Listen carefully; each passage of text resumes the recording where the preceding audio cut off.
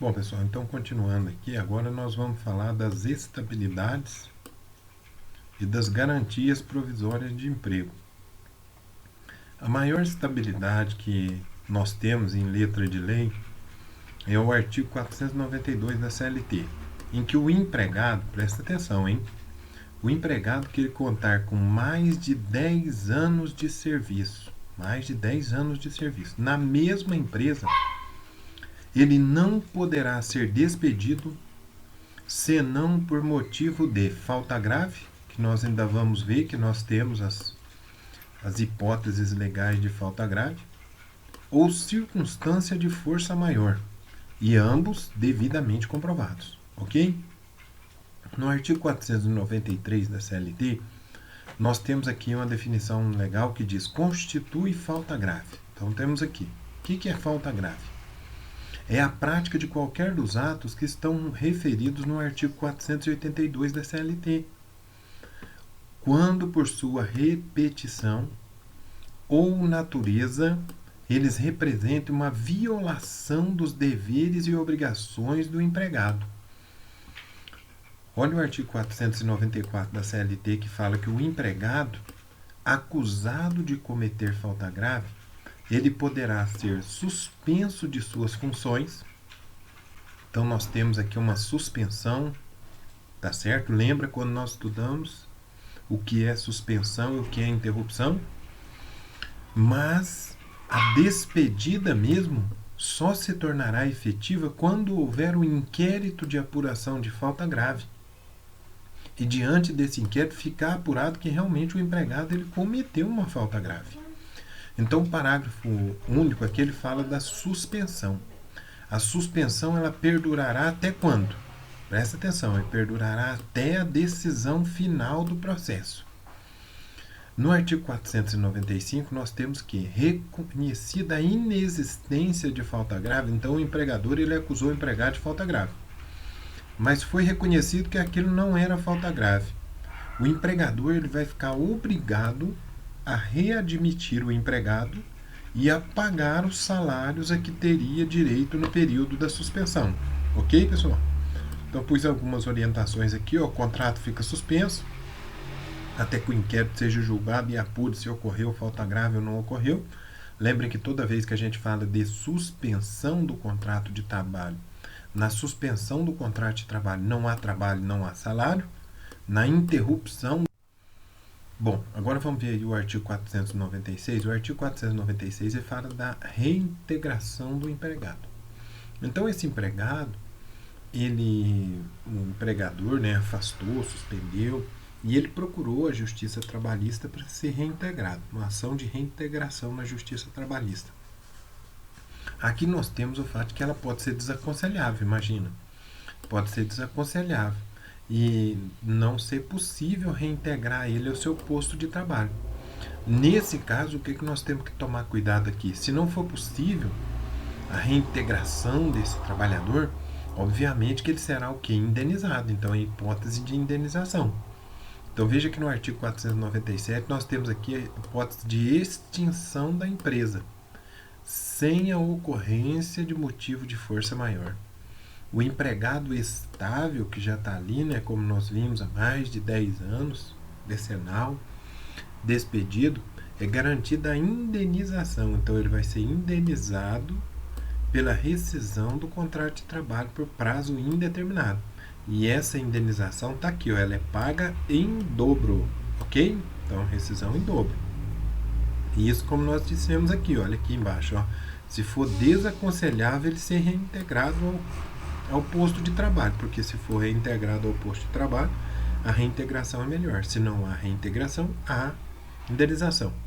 O que diz o artigo 853 da CLT? Que fala que para a instauração do inquérito de apuração de falta grave, aqui é muito importante que seja garantido aqui, empregado com estabilidade. O empregador ele deverá apresentar reclamação lá na Justiça do Trabalho, a reclamação por escrita. E aí a junta, na verdade hoje a vara do trabalho, o juiz do trabalho, dentro de 30 dias, contado da data da suspensão do empregado. Então, vamos entender mais ou menos assim. Se eu fui acusado de uma falta grave, o meu empregador ele me suspendeu. Ele tem 30 dias para ele entrar com essa reclamação na Justiça do Trabalho.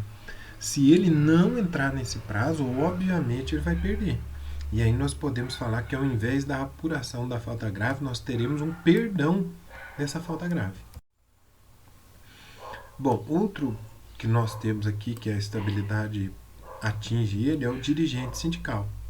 Está previsto no artigo 8º da CLT, no inciso 8º mesmo, que fala que é vedada a dispensa do empregado sindicalizado a partir do registro da candidatura a cargo de direção ou representação sindical. Isso a partir da candidatura. E se ele for eleito? Se ele for eleito, ainda que ele seja eleito como suplente, até um ano após o mandato. Só que tem uma exceção, essa é a regra, né? Então, do registro da candidatura até o término da eleição, ele tem estabilidade, ele não pode ser mandado embora. Se ele for eleito, a estabilidade se estende até um ano após o término do mandato. Mas tem uma exceção. Qual que é a exceção? Esse dirigente sindical ele cometeu uma falta grave, porque se ele cometeu uma falta grave, vai sofrer aquele mesmo inquérito de apuração de falta grave perante a Justiça do Trabalho, ok? Então, qual que é o termo inicial da garantia provisória de emprego do dirigente sindical? É o registro da candidatura. Desde o registro da candidatura até o término da eleição, ele está devidamente garantido no emprego dele. Se ele for eleito, aí a garantia se estende um ano após o mandato. Ok, pessoal? Muito bem. Agora, se ele cometeu uma falta grave, logicamente que a falta grave vai ser apurada e ele vai poder ser demitido. Olha o artigo 543, parágrafo 3º da CLT, que fala que fica vedado, é uma vedação, é uma obrigação, não pode de maneira nenhuma dispensar o empregado sindicalizado ou associado a partir do momento do registro de sua candidatura ou se ele é eleito até um ano após o término do mandato. Tá certo?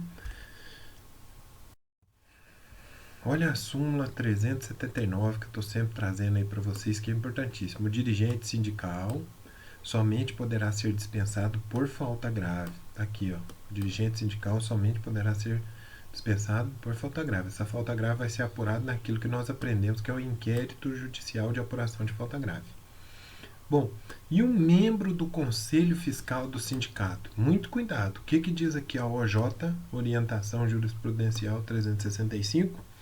Ela deixa bem claro que no caso do membro do Conselho Fiscal de Sindicato, esse membro ele não tem estabilidade. Por que ele não tem estabilidade? Porque o membro do Conselho Fiscal ele está ligado às finanças do sindicato, completamente diferente do dirigente sindical, que ele está ligado à luta pelos direitos da classe trabalhadora. Então ele tem que ser protegido. Então muito cuidado com isso. Membro do Conselho Fiscal não tem estabilidade. Dirigente sindical tem estabilidade. E o delegado sindical? Olha para vocês verem como que a estrutura sindical é complexa, né? Nós temos o dirigente sindical, tem estabilidade. Membro do Conselho Fiscal não tem estabilidade. E o delegado sindical? O delegado sindical também não tem estabilidade. Por quê? Porque o delegado sindical ele é um representante do sindicato. E como representante do sindicato, ele não passa pelo processo eletivo. Ele não passa pela eleição. Então, ó, delegado sindical também não tem estabilidade e ele não passou pelo processo seletivo. Processo seletivo, perdão. Agora vamos dar uma olhada aqui na questão do registro da candidatura. Então tem um sindicato e a partir do momento que nós vamos analisar o registro da candidatura, nós temos que ficar de olho no artigo 543, parágrafo 5º da CLT, que fala que a entidade sindical ela tem que comunicar por escrito à empresa. Então é uma responsabilidade da entidade sindical. E essa comunicação ela deve ocorrer no período de 24 horas do dia do registro da candidatura. Então, a partir do momento que eu, Ademilson, que sou empregado na empresa Alfa, registro a minha candidatura, É uma obrigação do sindicato comunicar à minha empresa, ao meu empregador. Porque se não houver essa condição, nós estaremos diante de uma possível fraude, ok?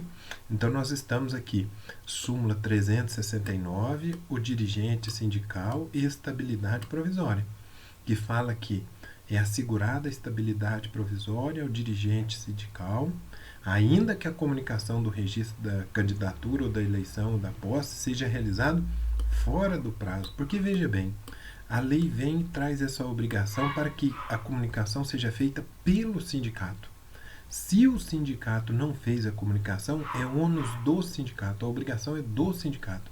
O trabalhador ele está fazendo aquilo que ele deseja, que é ter a sua representação no sindicato.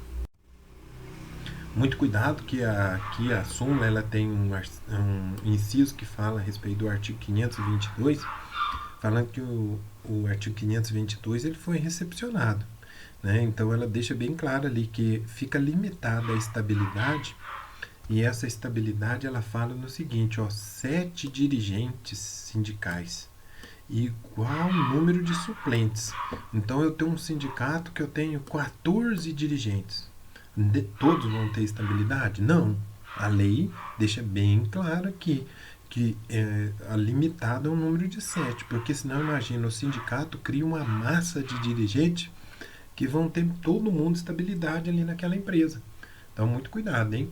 E outra coisa, o empregado de categoria diferenciada, ele é eleito como dirigente sindical, ele só goza de estabilidade se ele exercer na empresa a atividade pertinente à categoria profissional do sindicato. Então veja bem, eu trabalho numa empresa de corte e costura, mas eu fui eleito dirigente sindical dos metalúrgicos. As relações são completamente diferentes, então eu não vou ter estabilidade ali.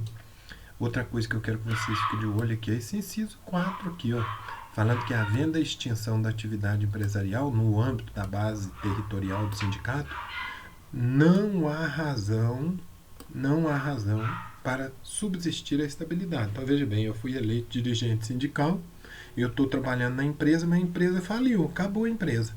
Adianta eu ter estabilidade? Não adianta, a empresa caiu.